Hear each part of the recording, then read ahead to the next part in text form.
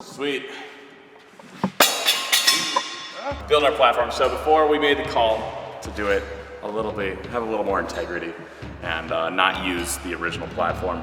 Instead, we're building a new platform. We're making it a little bit bigger than the other one, and then we're gonna use the original stairs and hang them up on there. And I guess the hard part with any of this stuff is this building's 100 years old, and so nothing in it is square. It's been through probably, what, a dozen earthquakes at this point. This wall right here, as much as you think it'd be square with this mezzanine level, it's actually like a 93 degree angle. Never trust anything to be square. The tool we use is this, I think this is like one of the oldest known tools ever invented, I guess. It's a plumb bob. The Egyptians. I don't know, off the top of my head, did the Egyptians invent the plumb bob, Spencer? 1 second. Plumb bob. The instrument has been used since at least the time of ancient Egypt. Right there. Nailed it! Ancient Egypt, the plumb bob. And you guys are like, why the hell do you have a weight on a string? Well, gravity is the only thing you can trust. Gravity's gonna pull straight down, so you hang it so that it's just off the ground. And when it settles, whatever it's pointing at, you know that, according to gravity, is straight below the thing above it. What we did is we hung it right here and drew an X right where it was there. And so we knew that we wanted to build the platform 4 feet out from there, so we measure from that point. Otherwise, there'd be like no way to figure out what's exactly straight beneath that. And then we know that it's not quite square, so we're gonna make this side slightly longer than this side, so that when we put the plywood up there, it'll fit nice and square. The stairs will go straight down this wall. That's the plan. Let's do it.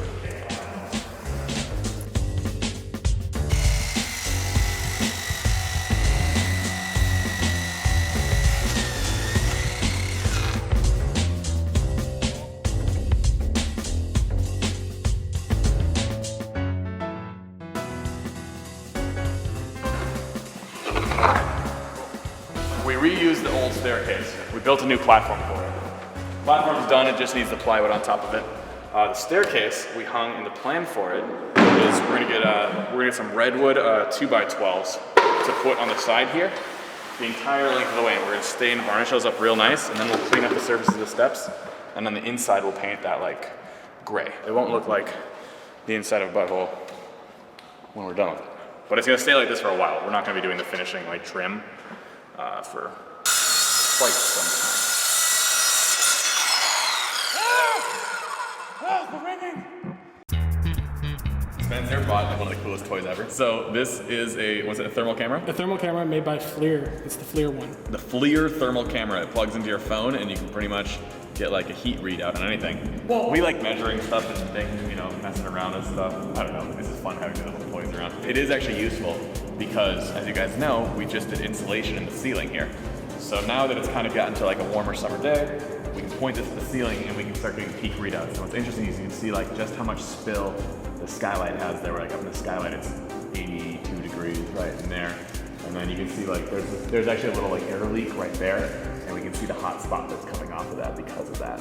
You can see little patches where there's like insulation may have been missed in spots, or maybe some heat seeping over from next door. But essentially what we get is like, if you look at the peaks there, about 75 degrees, 76 degrees is the heat of our ceiling. Well, can you see like, what's the warmest spot? Like, I bet you're like, your pulse right here. Am I like close to like body temperature right there? Oh, it's actually... Dude, you might be sick. It's reading 101. 101? Yeah. Doctor. Back to what we were actually making this video about. So this ceiling's 76. So this one, we finished it and we insulated it. The one next door is finished but not insulated. What do we got here, Spencer? Peak here, 90, 91 right there. Yeah, moral of the story, don't cheap out on the insulation. So next door, Nico and Sam, theirs was like over 100. Worth every penny. I don't like bad flavors. I like the good flavors. Brandon says earthworm and dirt taste exactly the same.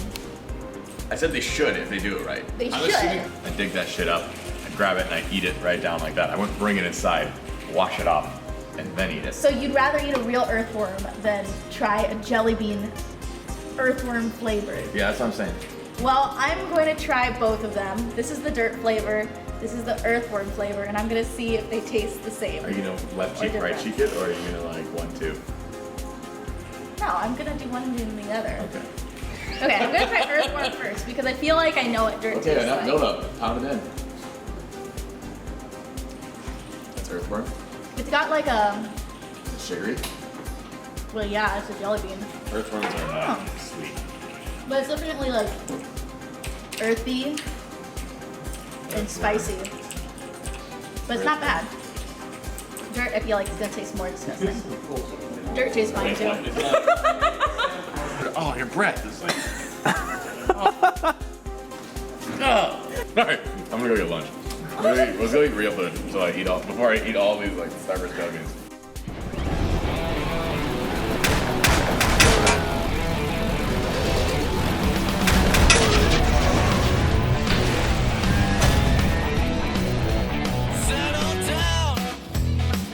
Hey, welcome to my bar! I made this place! Try to bring back some loot for old Gunther!